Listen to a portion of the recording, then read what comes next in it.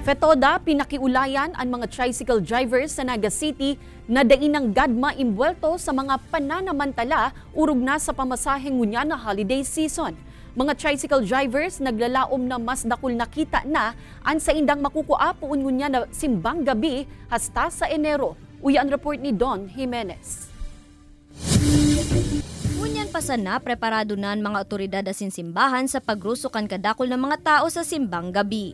Katakod ka ini, maski ang mga pampublikong lunadan sa syudad ni Naga, nagaandam naman tanganing maakomodar ang sa indang mga pasahero.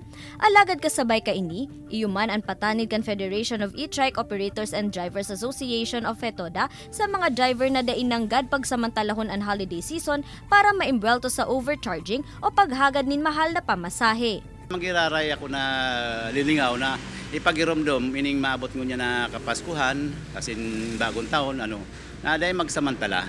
Ayan. Pero ang sabi ko sa inda, picturean nindo itong mga nagkasamantala o itong mga private na tayo po talaga to ang nakaka-route sa muya.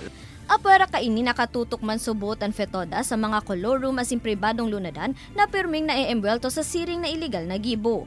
Kaya patanid ka ini sa mga driver asin sa mga pasahero na kung enkasong da imalikayan asin igwang manotara na iembwelto sa overcharging, tulos na ipaabot sa inda o sa mga otoridad tanganing magibuhan nin aksyon. Mientras tanto, positibo man ang mga tricycle drivers sa syudad na magayon ang sa inda magiging kita ngunya na holiday season. Ang dili sa aming mga tricycle.